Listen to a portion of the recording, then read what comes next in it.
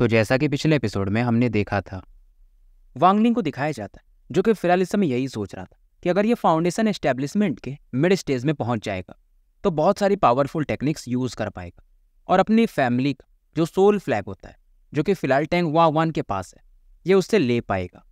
अब आगे फिलहाल वांगलिंग हेवन डिफाइंग बीड जो रहता है उसके स्पेस में एक बार फिर से एंटर कर जाता है और जब इस बार ये एंटर करता है तो इसे कई सारी बॉडीज दिखती, बॉडीज ऑफ लाइट।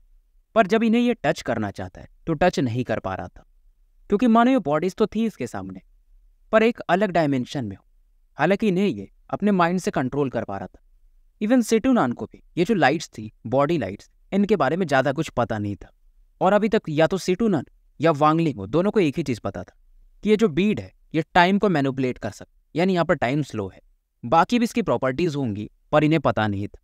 और सेटुनान ने एक चीज़ और बताया था जब ये बीड इसके पास आया था, तो क्योंकि सेटुनान रैंक 6 के कंट्री का था और पावरफुल भी था, तो वो लोग तो इससे फाइट नहीं कर पाए थे। पर जिन लोगों ने सेटुनान को मजबूर किया था कि वो इसके अंदर जाके छिप जाए, अपनी बॉडी भी इसने लॉस कर दी, वो लोग शायद इस प्लेनेट के थे भी नहीं, यानी कहीं और से आए थे। और सेटुनान शायद इस प्लेनेट का नंबर 1 कल्टिवेटर था और इसका अंदाजा यही था, शायद वो बंदा जहां से भी आया था शायद रैंक 7 के कल्टिवेशन कंट्री का था। और अगर उन लोगों को ये बीड चाहिए था, यानी ये बीड कितना कीमती होगा, वांगलिंग भी समझता था। और वांगलिंग फिलहाल एक ही से सोच रहा था कि इसे स्ट्रांग बनना है क्योंकि ये दुनिया बहुत बेरहम है। ये जानता था अगर ये स्पिरिट सेवरिंग लेवल या सोल ट्रांसफॉर्मेशन लेवल पे होता तो इवन टैंग वा1 भी इसका कुछ नहीं कर पाता जो कि नासेंट सोल लेवल पे है। और क्योंकि अब इस बीड में वाटर एलिमेंट जुड़ गया था तो वांगलिंग फिलहाल आराम से कल्टीवेट कर सकता था और एक अलग से स्पेस में जो कि हेवन डिफाइन बीड के अंदर ही था और 30 फीट के आसपास का होगा, वांगलिंग यहाँ पर कल्टीवेट करने लगता है। और इससे सामने एक 30 फीट की बॉडी भी दिखाई देती है जिसके अंदर में एक होल सा था और मानो ये कभी भी गायब हो सकता है, पर आसपास ये एनर्जी मौजूद। और ये कोई और नहीं बल्कि सेटुनान का नासेंट सोल, वो भी मतलब 30 फीट। यानी सेटुनान जब वो जिंदा रहा होगा तो कितना बड़ा रहा होगा। सेटुनान ने इसे बताया था कि जब बंदा नासेंट सोल लेवल से सोल ट्रांसफॉर्मेशन की तरफ जाता है तो उसका सोल एक्सपैंड हो जाता, पर बॉडी एक्सपेंड नहीं होती। इधर समय बीतते जाता और जो फॉरेन बैटल ग्राउंड में एंटर करने का समय था वो काफी करीब आ चुका था। जूमिंग वैली के बाहर बहुत सारे कल्टीवेटर्स पहुंच चुके थे और हो भी क्यों ना, क्योंकि हर एक 100 साल पे ही फॉरेन बैटल ग्राउंड खुलता था। सभी कल्टीवेटर्स बाहर वेट कर रहे थे क्योंकि दोपहर के समय ये जूमिंग वैली खुलने वाला था। और यहाँ से थोड़ी दूर पर नासेंट लेवल के सोल कल्टीवेटर्स जैसे कि टैंग वा1 और बाकी लोग इकट्ठा हो चुके थे। सामने में फॉर्मेशन था और ये काफी तेजी से चमकने लगा और यहाँ से 8 लोग बाहर आते और ये लोग बेसिकली अलग अलग सेक्ट के थे और बाहर आ रहे थे। जैसे कि एक बंदा पियाओ माओ सेक्ट का था, वो बाहर आता है तो सबसे पहले टोकन इनका गया था। और जो पियाओ माओ सेक्ट के हेड थे जिन हाई, इनके चेहरे पर एक अलग ही निराशा थी क्योंकि इनके जो डिसाइपल्स अभी बाहर आए सभी का चेहरा लाल था। जिन हाई ने 25 डिसाइपल भेजे थे, 8 बाहर आए थे और ये सभी पावरफुल थे फाउंडेशन के मिड स्टेज। और इन्हें यानी इन सभी को इन्होंने कुछ मैजिकल ट्रेजर भी दिए थे। जिन हाई की तरफ युआनटियान सेक्ट के जो एल्डर थे वो हंसते हैं कि देखो, नॉर्मली 10 में से एक डिसाइपल ही बस, तुम्हारे तो 8 डिसाइपल बच गए, कोई नहीं 100 साल वेट कर ले। अब जिन हाई इस दौरान 8वें डिसाइपल की तरफ देख कि तुम्हारे सीनियर ब्रदर उनका क्या हुआ। अब इनमें से एक डिसाइपल नील डाउन हो जाता है और बताता है कि सभी मारे गए। और इन सभी के चेहरे पर यानी 8 के चेहरे पर एक डर को देखा जा सकता था।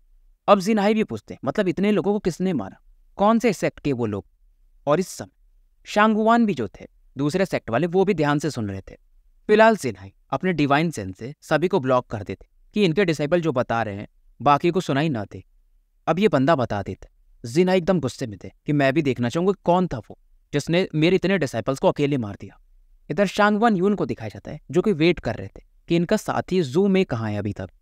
टैंग वा1 को भी दिखाया जाता है जो कि ध्यान से देख रहा था, ये वांगलिंग का वेट कर रहा था। फॉर्मेशन फिर से चमक और 13 लोग और बाहर आते हैं। टैंग वा1 इसके पास जो वांगलिंग के फैमिली के सोल वगैरह थे एक एक करके ये मार रहा था कि वांगलिंग तुम बाहर नहीं आओगे तो ये लोग मरते भी जाएंगे। ये कर्स पावर यूज कर रहा और मन ही मन सोच रहा था कि जब ये नासेंट सोल के मिड स्टेज में पहुंच जाएगा तो ये कर्स पावर भी बढ़ जाएगा, तो मैं तुम्हें फिर बताऊं। अब दूसरा सेक्ट जो बाहर आता है ये लोग थे हे हुआन सेक्ट के। अब इनके साथ भी वही हुआ था और ये भी अपने एल्डर्स को बता देते। टैंग वा1 को भी समझ में आता कुछ तो बड़ा हो रहा है और ये चेन हुआन, चेन लियान और जिन हाई की तरफ देखता है पर इसे समझ में नहीं आता कि गड़बड़ क्या है। इस दौरान एक और सोल फैग डिस्ट्रॉय कर देता है। बाकी सेक्ट को भी कुछ गड़बड़ लग, क्योंकि 3 लोग जो कि नासेंट सोल लेवल के और ये काफ़ी टेंशन में दिख रहे थे और काफ़ी गुस्से में भी। अब इधर पियामाओ सेक्ट नंबर 1 एक्सपर्ट जू में भी आ चुके थे। बगल में डाओ सेक्ट के पूनांजी भी खड़े थे और ये लोग फिलहाल जो कॉर्प सेक्ट के एल्डर थे ये का वेट कर रहे थे। अब धीरे धीरे सभी लोग करके बाहर आ रहे और टेंग वांग इस फॉर्मेशन की तरफ देख रहा था कि वांगलिंग कब आओगे बाहर, क्योंकि वांगलिंग जब आएगा तो ये टेलीपोर्ट करके उसे काफ़ी ज़्यादा कर्स करेंगे और तड़पाएंगे, फिर ही मारेंगे। अब एक बंदा और बाहर आता है जो कि वो फेंग वैली का था। टेंग वांग टेलीपोर्ट करने ही वाले थे पर ये फिर से रुक जाते और कई सारे जो सोल्स पकड़े हुए थे इन्होंने वांग फैमिली के, उन्हें ये और डिस्ट्रॉय करने लगते। और ये जो डिसाइपल बाहर आया था ये टेंग वांग और वो जो गेस्ट एल्डर थे वो फेंग या जो भी नाम था, उनके सामने जाकर रोने लगता है कि सभी लोग मारे गए, हमारे सीनियर ब्रदर वांग पेंग भी मारे गए, मैं थोड़ा दूर था इसलिए मैं बच गया। और ये पूरी स्टोरी बताता है। अब इस बार बहुत सारे डिसाइपल्स बाहर आ, ये लोग थे डाओ सेक्ट के। अब इस दौरान टेंग वांग अचानक से गायब हो और टेलीपोर्ट होके डाओ सेक्ट के एक डिसाइपल की तरफ बढ़ते हैं कि तुम फाइनली बाहर आ गए, और टेंग वांग अपना हाथ इसकी तरफ बढ़ा रहे थे। अब ये बंदा ये भी अचानक से गायब हो जाता है और टेंग वांग ये पकड़ नहीं पाता इसे। बाकी बाहर जो भी डिसाइपल्स आए थे वो चिल्लाने लगते, ये वही है, ये वही है, इसने हमारे टोकन भी छीन लिए, हमारे एंसेस्टर्स को भी मार दिया, ये वही बंदा है।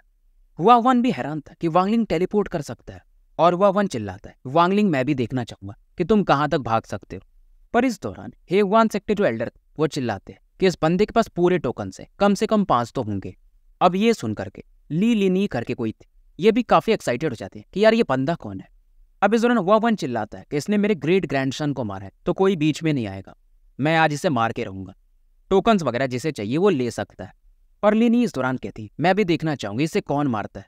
अब इस दौरान पूनांजी जो कि डाओ सेक्ट के थे इस बंदे की तरफ देखते और हैरान थे कि यार ये बंदा ये तो फाउंडेशन के अर्ली स्टेज ये ऐसा क्या कर सकता। इधर वांगलिंग इसे किसी से फर्क ही नहीं पड़ता है और उसके बॉडी से एक सिल्वर अप स्पिरिचुअल एनर्जी बाहर निकलने लगती है। टेंग वांग जो कि अभी टेलीपोर्ट करने वाला था इसके करीब, ये भी रुक जाता है क्योंकि इस बंदे का जो कल्टीवेशन था काफी तेजी से बढ़ रहा था और ऐसा चीज इन्होंने कभी शायद देखा भी नहीं था। इस बंदे का कल्टीवेशन फाउंडेशन के अर्ली स्टेज से मिड स्टेज पर जा चुका था और बढ़ते बढ़ते लेट स्टेज, बढ़ते बढ़ते कोर फॉर्मेशन लेवल पे, फिर कोर फॉर्मेशन के मिड स्टेज पे और कोर फॉर्मेशन के लेट फेज में पहुंच जाता है। और ये अभी भी बढ़ रहा था और जब ये कोर फॉर्मेशन के लेट फेज में पहुंच जाता है तो इसके बॉडी से एक इनविजिबल एनर्जी बाहर निकलती है जो कि मानो नासेंट सोल का शेप ले रही थी और फिर से इसकी बॉडी में एंटर कर जाती है। पहली बार इन लोगों ने देखा था कि किसी का कल्टीवेशन इतना तेजी से बढ़ सकता है और ये रुकता नहीं है, ये नासेंट के मिड फेज में पहुंच जाता है और फाइनली जाके रुकता है। और ये बंदा फाइनली बोलता है कि टेंग वांग क्या तुम मुझसे फाइट करना चाहोगे। लिनी भी ध्यान से देख रहे थे, अब ये लड़का है कि लड़की मुझे भी नहीं पता कि यार ये बंदा कहाँ से आया है इतना टैलेंटेड। वांग का भी चेहरा इस समय अगली हो चुका था और लिनी शायद इसको सपोर्ट करे, फिर भी वांग कहता है कि वांगलिंग मुझे मालूम है तुम्हारा पावर नासेंट सोल लेवल पे तो नहीं है। अब इधर वांगलिंग आगे बढ़ता और वांग के हाथ में जो वो ब्लैक फ्लैग सोल फ्लैग होंगे शायद उनकी तरफ देखता है। वांग भी इस तरह एक सोल को बाहर निकालता है, उसे कर्ज करता है और हंसते हुए इसे बैग में रख लेता है। हालांकि इसी दौरान आकाश अचानक से काला पड़ने लगता और 3 महीने पहले जो बड़ा सा हाथ बाहर आया था वो फिर से बाहर आता है, एक सर बाहर दिखता है, शायद ये वो मैसेंजर थे और ये वांगलिंग को देखकर काफी हैरान थे। फिलहाल ये इसको इग्नोर मारते और ये चिल्लाते क्योंकि जहां पर आए थे इस कंट्री को जाओ कहा जाता है, तो जाओ कंट्री के कल्टीवेटर्स 3 मंथ बीत चुके हैं। अब जो बैटल ग्राउंड जाने का रास्ता फॉरेन बैटल ग्राउंड वो खुलने वाला है और अचानक से इनके बॉडी से एक ऑरा निकलती है और एक घेरा सा बन जाता है हवा के बीच में और इस घेरे के अंदर मानो एक अलग डायमेंशन, यहाँ से टाइम ट्रैवल किया जा सकता है, एक अलग स्पेस में जाया जा सकता है और एक भयंकर लेवल का स्पिरिचुअल ऑरा वांगलिंग फील कर सकता था। हालांकि वांगलिंग इस दौरान टेंग वांग के वेस्ट की तरफ देख रहा था जहां पर इसने एक बैग रखा था और जिसमें शायद इसके फैमिली के सोल वगैरह इसने रखे थे। वांगलिंग इस दौरान अडाइनिस को जो एक ट्रेजर दिया था उसका यूज करता है और बोलता है अटैक, और बेसिकली जो अडाइनिस से दिया था ये शेप चेंज कर सकता था। अचानक से एक ड्रैगन बनता है और वांग की तरफ बढ़ने लगा। टेंग वांग इस दौरान ये हल्का सा अपना ब्लड रिलीज करता है और अपने ब्लड से कई सारे मॉस्किटोज यानी मच्छर बना देता है और इस ड्रैगन पर अटैक करने लगता है। वांग इस दौरान अपने बैग में से एक 7 फीट फ्लैग निकालता है, सोल फ्लैग, और इस फ्लैग हजारों लोगों के चेहरे को देखा जा सकता और इस चीज को वांग इस ड्रैगन की तरफ बढ़ा देता। लिनी देख कि इसने 30,000 सोल्स रख, पर शायद ये अभी फर्स्ट लेवल के लिए काफी नहीं, पूनांजी भी बताते हैं इन्होंने एक बार फॉरेन बैटल ग्राउंड में 10 लाख से ज़्यादा सोल्स देखे थे, और उनको अगर एक्सप्लोर किया जाए तो अलग ही लेवल का पावर होता है। अब इस समय जो सोल्स ये ड्रैगन को सराउंड कर लेते हैं, यानी घेर लेते हैं। अब ये 30,000 सोल्स ड्रैगन के आर पार निकल जाते हैं। हुआवान को समझ में नहीं आता, क्योंकि ड्रैगन अभी भी आगे बढ़ ही रहा था। अभी कई सारे ट्रेजर्स निकालते और इस ड्रैगन की तरफ फेंकने लगता है। ड्रैगन रुकता नहीं, ये सीधा हुआवान को निगल जाता है। हालांकि जो ड्रैगन जब हुआवान को निगलता है तो इसे ज़्यादा फर्क नहीं पड़ा। बेसिकली ये ड्रैगन एक तरह से इल्यूजन था, और हुआवान को टच करने के बाद गायब हो जाता। हालांकि हुआवान के इस दौरान पसीने छूट गए थे। एक इल्यूजन था ये, एक भ्रम था, पर इसने भी हुआवान को डरा के रख दिया था। अब हुआवान को काफी गुस्सा आता है और ये वांगलिंग फैमिली के सोल्स को निकाल करके एक के बाद एक इसके सामने मारने लगता है। और अचानक से वांगलिंग गायब होता है। हुआवान से थोड़ा दूर में प्रकट होता है और एक ब्लू कलर की लाइट से इस पर अटैक कर देता है। हुआवान को भी फर्क नहीं पड़ता, ये सीधा आगे बढ़ता है और ये हंस के कहते हैं कि पहला तो तुमने इल्यूजन यूज किया, अब क्या यूज कर रहे हो वांगलिंग। और ये जो तलवार आगे बढ़ रहा था, ये जो अज्योर कलर का स्वॉर्ड था वांगलिंग का, उसे ये पकड़ने के लिए पड़ता है। पर जैसे ही पड़ता है, ये जो तलवार थी वांगलिंग की, ये गायब सी हो जाती और हुआवान के करीब प्रकट होती, पीछे से गायब होकर के इसके शरीर पर अटैक करती थी। पर जब इसके कपड़े को ये टच करती है तो एक मेटल का साउंड आता है और ये तलवार थोड़ा पीछे हट जाती है। बेसिकली हुआवान ने एक आर्मर पहना था। हुआवान को भी काफी गुस्सा था। ये अपने हाथ से अटैक करता है। इसके हाथ से कुछ 8 ब्लड पिलर्स निकलते हैं और एक जेल सा बनाने लगते हैं वांगलिंग के आसपास। पर इसे देखकर वांगलिंग हंसता है। वांगलिंग फिर से अचानक से मानो लाइट में बदल गया और यहाँ से गायब हो जाता है। और यहाँ पर 2 ग्रेन्स दिखते हैं। ये वही ग्रेन्स, एक थोड़ा बड़ा था और एक छोटा था, जो कि वांगलिंग ने अपनी कोल्ड ऑरा यानी यिन एनर्जी से बनाया था। और ये जो कोल्ड लाइट थी 1000 मीटर के आसपास का एरिया या किलोमीटर के आसपास का एरिया घेरने लगती है। लिनी भी इस चीज को देख रहे थे और कहते यार ये बंदा इंटरेस्टिंग है।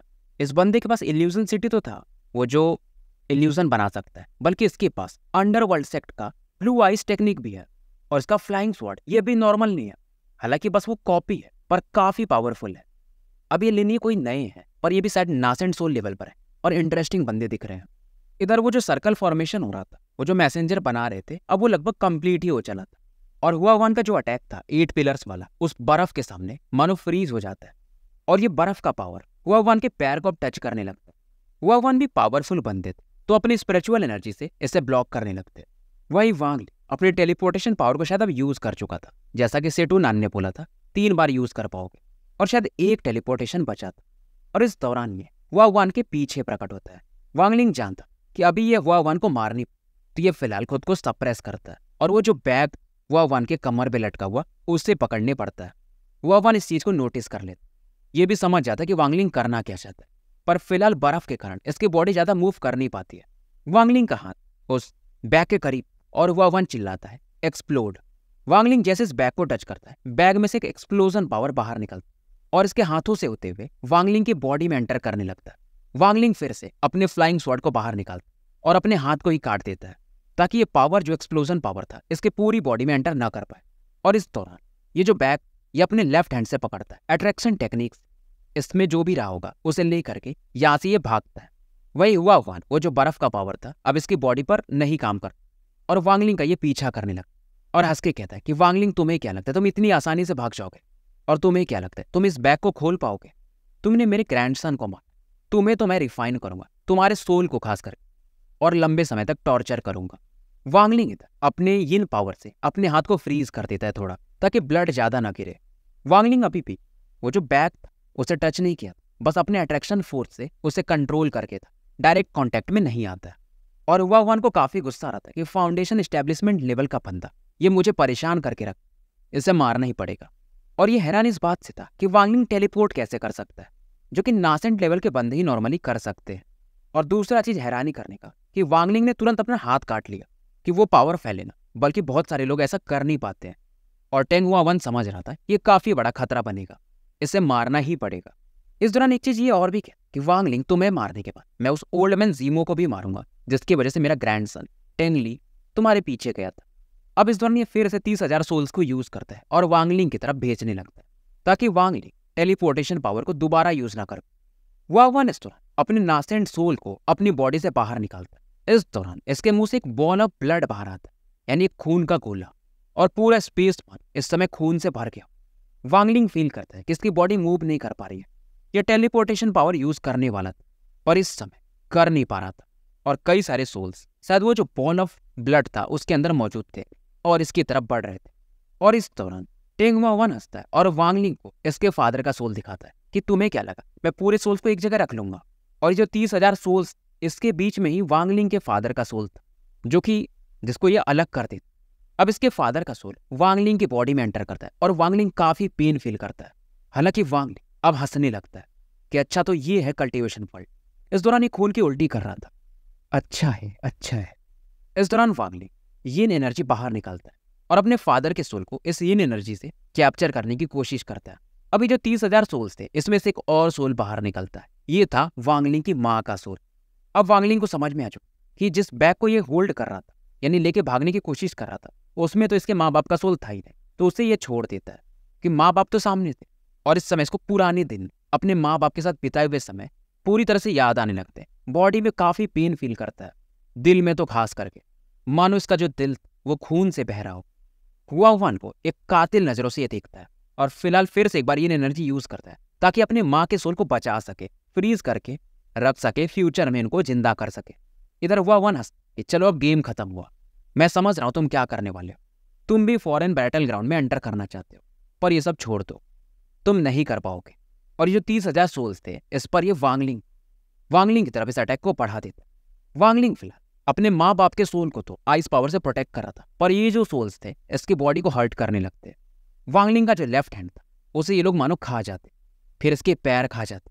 पर अभी भी वांगलिंग वान की तरफ अलग ही नजर से देख रहा था, मानो उसके अंदर जो मारने की वो क्षमता हो, वो जो भड़ास हो, वो और बढ़ते जाती है। अब 30,000 सोल्स इसकी बॉडी पे अटैक कर रहे थे तो इसका बॉडी भी अब गायब होने लगा। इधर टेंग वन काफी खुश थे कि ग्रेट ग्रैंडसन टेंग ली, तुम्हारे ग्रैंडफादर ने बदला ले लिया है, इसका बॉडी डिस्ट्रॉय होने तो मैं इसका सोल भी ले लूंगा। वांगलिंग इस दौरान अट्रैक्शन टेक्निक फिर से यूज कर ताकि अपने पेरेंट्स के सोल को बचा सके, और ये आखिरी चीज ये कर सकता था। शायद अब ये मरने भी वाला था, मरे भी तो माँ बाप के साथ ही मरे, यही इसकी उम्मीद थी, यही इसकी शायद आखिरी इच्छा भी थी। जूमिंग वैली आने का इसे बिल्कुल भी दर्द नहीं था। टेलीपोर्ट अब ये कर नहीं पा रहा था, बस एक घृणा इसके अंदर बची थी। और ये फिर से कहता है कि मम्मी पापा, शायद आपका बेटा काम का नहीं, इस जिंदगी में तो नहीं, और शायद मैं नहीं होता तो आप लोग जिंदा भी होते। आंखें इसकी एकदम खून से सन चुकी थी और ये इन्हें बंद कर लेता। पर जैसे इन्हें बंद करता है एक पुरानी आवाज यहाँ पर इसके दिल में मानो सुनाई देती है और फिलहाल वांगलिंग की बॉडी एक्सप्लोड कर जाती। अब एक्सप्लोजन के कारण ये जो 30,000 सोल्स थे ये भागने लगे। वांगलिंग के पेरेंट्स के जो सोल थे इस ब्लड प्रिजन को तोड़ चुके थे और फॉरेन बैटल ग्राउंड में एंटर कर जाते और एक लाइट दिखती है। सब लीनी भी हैरान थे और ये बोलने ही वाले थे, पर ये अपने को रोक लेते और ये खुद भी फॉरेन बैटल ग्राउंड में कूद जाते हैं। पर जैसे इसमें कूदते हैं वो जो फॉर्मेशन था इन्हें बाहर फेंक देता है। भाई स्टोरी क्या ही खतरनाक है ये। तो स्टोरी यही समाप्त करते और मिलते हैं फिर कल एक नए वीडियो के साथ।